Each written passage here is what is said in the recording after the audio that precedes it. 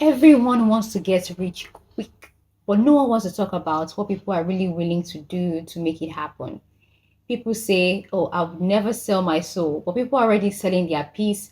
They are selling their bodies, they are selling their friends, their time, their mental health, and some they are already selling more than that. Today on Table Talk, we are talking about desperation. Of course, I'm your host, Okoyemi Olubimi. You can call me Adasa.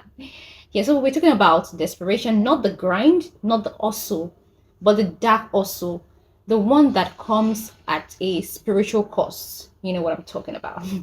The pressure to make it now, not later, is really eating people alive. Nowadays, you see 19-year-olds on TikTok in luxury cars, people posting that they are earning $50,000 per month. Everyone looks like they are winning. So you start thinking that, what do they know that I don't? What are they doing that I'm not? I'm smart. They are smart, but I'm smarter. They think they're wise, but I'm actually more wiser. And that's where it all starts. That voice that whispers, those questions that are coming up. Maybe you're like, maybe if I just bend the rules, even if it's a little, maybe if I ask someone for help, and not just any kind of help, spiritual help. I've heard the stories. You probably have to of maybe a friend of a friend we went to see a herbalist for lock oil or lock soap, or someone who was told to bury something under a full moon, or another one who wore a charm in his shoe for 30 days and swore that his business exploded after that, or he just got favors from random people, from people that he hadn't even met. But then it gets deeper. These people are told to bring maybe chicken or a cow or money or worse, a name, and they place it on an effigy. They do it because by that point, the goal is to win. They need to win at all costs. Some people are walking around today wearing rings soaked in blood, whispering names every morning, doing incantations in the middle of the night, doing incantations in the middle of the night naked, sleeping with things under their pillow because a spiritual advisor told them that it will bring them wealth.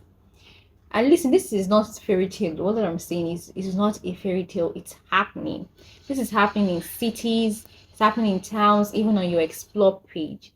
A while ago, I encountered two weird-looking guys who were holding nylon bag that was tied with sellotape. Lo and behold, police officers stopped them, and what was inside that poly bag? Obviously, they were just coming back from a herbalist shop or something, or whatever they call it. People you look up to might have gone through dark doors to get the lifestyle you envy. What is scary is some of it works, but it actually asks for something in return. The devil is not out there giving out freebies. The devil is only out there to steal, to kill, and to destroy. Desperation makes people vulnerable. Even in Garden of Eden, when the devil deceived Eve and she had the apple, he didn't explicitly tell them what was going to happen. By the time Eve had the apple, Adam had the apple, he ran away. He was nowhere to be found.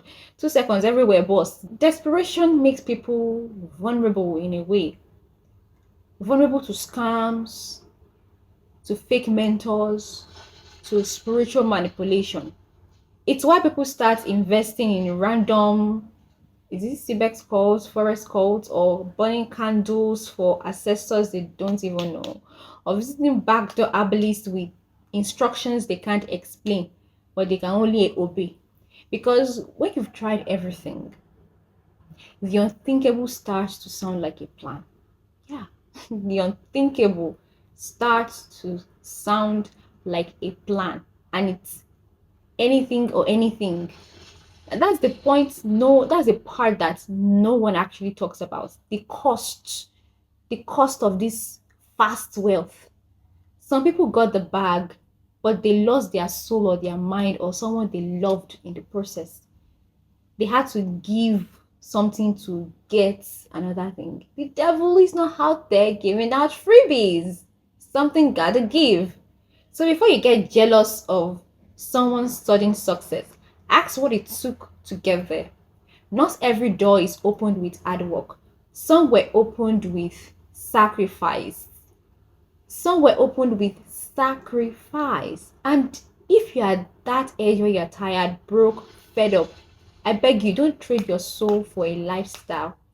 I'm sure you always wonder why some people gatekeep. It's because they made some backdoor sacrifices that they cannot say with their mouth. Don't bury yourself spiritually trying to rise financially. Getting rich should never feel like dying inside. No. Once the devil gives you, let's say the devil gives you a cup of rice, what the devil is going to get back from you is a bag of rice. Hmm? Let that sink in. Be careful who you run to. Be careful what you say yes to or who you say yes to, because once you say yes to the dark also, it never really lets you go. So if you're listening to this and you are grinding, you're working hard, but barely holding it together, I see you. But remember, not all money is clean.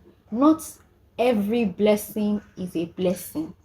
There's a line that once you cross, you can't uncross. Some people chase that bag so hard. They chase the bag so hard. They chase the money, the naira, the dollars, the pound sterling. They chase it so hard. They lose their soul along the way. Don't let that be your story. You don't need to sell yourself. You don't need to become something you are not. At the end of the day, vanity upon vanity, all is vanity. There's something that King Solomon saw for him to come to that conclusion. You don't need to sell yourself. You don't need to become something you are not. The right opportunities won't ask you to bleed spiritually just to succeed physically.